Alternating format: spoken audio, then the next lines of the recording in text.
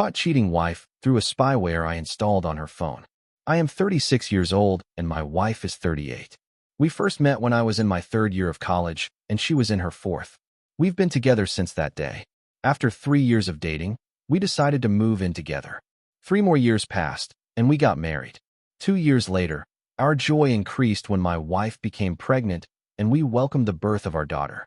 As in any normal family, we had a fair share of domestic quarrels, but we always managed to make up quickly, sometimes even in the midst of a quarrel.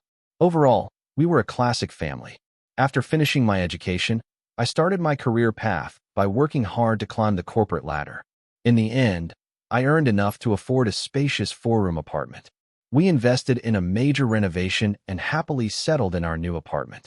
My wife also resumed her career after maternity leave and everything went well for her. She got a good position and started earning a decent income. By combining our income, we were financially prosperous. Over time, we acquired everything we needed, a new apartment for our growing daughter, expensive cars, and all the amenities that one could wish for. Life seemed abundant. I deeply loved my wife and remained faithful to her throughout our marriage. I was not a heavy drinker, but sometimes I allowed myself to drink a glass of wine at dinner. Smoking was a habit I recently gave up.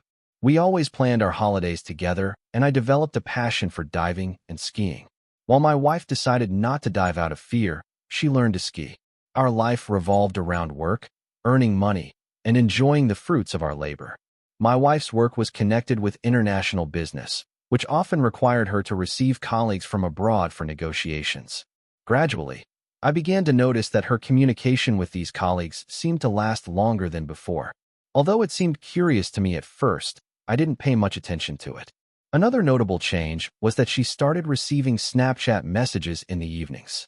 Strangely, whenever her foreign colleagues were around, these messages stopped coming. I checked her phone a couple of times after she fell asleep, but all the messages were deleted. I noticed that the last message was always around 7 p.m., despite the fact that the phone received notifications after she had already gone to bed. In the end, suspicion consumed me completely. One day she came home late, around 10 p.m., and I foolishly, jokingly asked if she had said goodbye to her lover. The fear that flashed in her eyes was something I had never seen before. However, as soon as she realized that I was teasing her, she smiled and brushed it off, calling me a fool. Moreover, she sometimes went abroad to visit her colleagues in return. When my suspicions reached a peak, I couldn't take it anymore.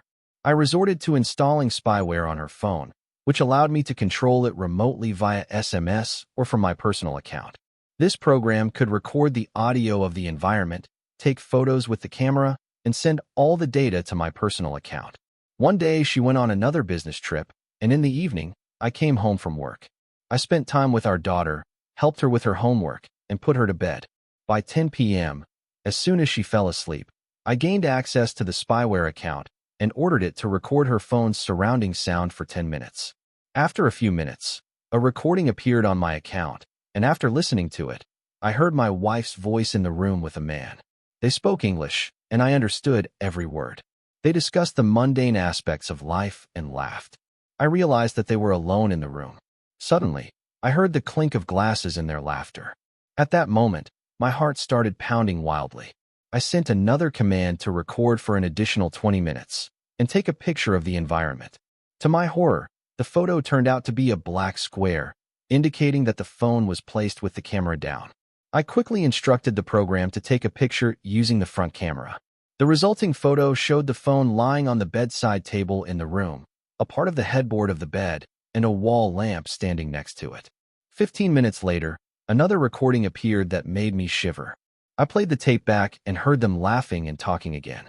I found myself in a state of disbelief and shock, as if my whole world was collapsing before my eyes.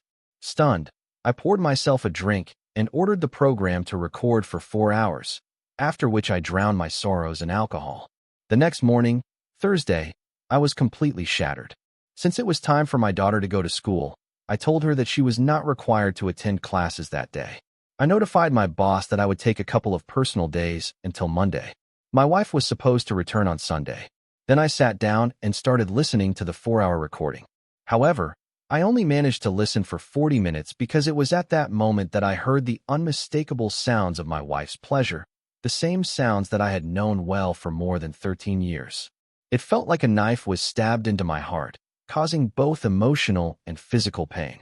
Stunned, I rushed to the bathroom and threw up, unable to figure out if it was from a hangover or from the current situation. I stood under an icy shower for 20 minutes, desperately looking for some relief. After that, I took my daughter to visit her grandparents, assuring her that I would explain everything later, and returned home alone. My wife called during lunch and sincerely asked how I was doing. I stood there in silence, unable to say a word, pretending that the connection was bad. I told her that I was unwell and would stay at home for a couple of days, and that I entrusted our daughter to the care of her grandmother. That day was the most painful in my life. I witnessed a personal hell, feeling completely lost and unsure of what to do. My head was filled with an incessant buzzing that drowned out my own thoughts. I sat on the couch and cried like a child, as waves of anger and apathy overwhelmed me. The more I expressed my emotions, the more they dulled in me. By the end of the day, I was emotionally exhausted. In the evening, I returned to the Spyware account and started issuing commands to the phone. I got the photos. Some were taken from her bag and others from the table. There are recordings of her performances in restaurants with numerous voices, obviously her colleagues. Then, in the course of the evening, I came across something. The phone was again on the bedside table, recording her voice along with someone else's. However, this time there were no intimate sounds. Unable to take it anymore, I called her after 4 rings. She answered noticeably out of breath.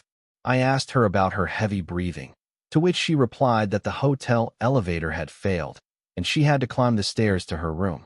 I talked to her for a while, trying my best to keep my voice calm and even. I'd announced my intention to go to bed, wished her good night, hung up the phone, and quickly sent a command to the spy program, requesting a quick series of pictures with the front camera. That's when she made a mistake. After our call, she put the phone not on the bedside table, but on the bed next to her. Consequently, the front-facing camera started sending slightly tilted but candid photos. Images of her sitting astride another person with her head thrown back. This was followed by a recording that captured those unmistakable sounds that any husband would recognize instantly, revealing her actions. That was the last straw for me. I kept these notes and materials, although at that moment, she was already a complete stranger to me. From that moment on, I refrained from further investigations until Sunday because everything became painfully clear. I was considering my next steps. Should I seek a divorce? What about our 9-year-old daughter? On Sunday, late at night, she came home eager to kiss me. I recoiled, reminding her that I was sick. I wanted to hit her to unleash my anger. Having retired to the office, I went to sleep on the sofa.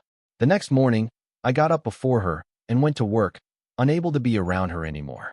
I'd endure the day mechanically, then approached my boss and asked for an urgent week's vacation.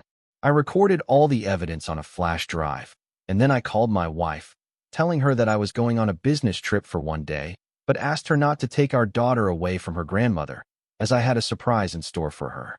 That evening, when I got home, I quickly packed my bag. She helped me pack my things, behaving politely and innocently. However, her hypocrisy only inflamed my rage. I grabbed my bag, put the USB stick on the bedside table in the bedroom, and called a taxi to our second apartment, the one that was reserved for our daughter. Once there, I called a friend and offered to go abroad for a few days. He agreed, and we quickly booked tickets for an early morning flight to Munich. It was there that I revealed everything to him. We drank, wandered around the city, and socialized with other women. To be honest, I no longer felt any affection for my wife. I ignored her calls and only sent her a message instructing her to insert the USB stick into my laptop. After about half an hour, my phone continuously lit up with calls and messages, but I refrained from reading any of them for fear of falling into confusion before entering the apartment. When I went inside, the atmosphere was eerily quiet. I silently put down my bag, took off my shoes, and was about to wash my hands when she came out of the bedroom. Oh my God, I've never seen her so disheveled and swollen, with her face covered in tears. She fell to her knees, trying to explain something incoherently between sobs and slime. I kept a stony expression on my face, convincing her not to make a circus. Then, in a calm tone, I asked her what we were going to do next. She begged me to forgive again, tears and snot. She said that she had played too much, that she did not understand how she had come to this, and she started calling herself scum, etc. But, I caught myself thinking that I no longer felt pity or rage for her.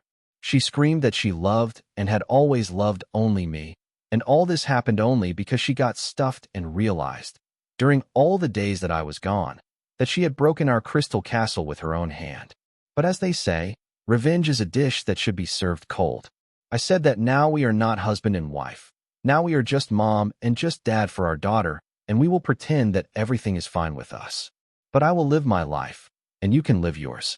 You're not the only one for me anymore. You're just my partner in raising a child. Maybe someday I'll change my mind, but now I'm just sick of just the thought of intimacy with her. By the way, I told her where I was and what I was doing.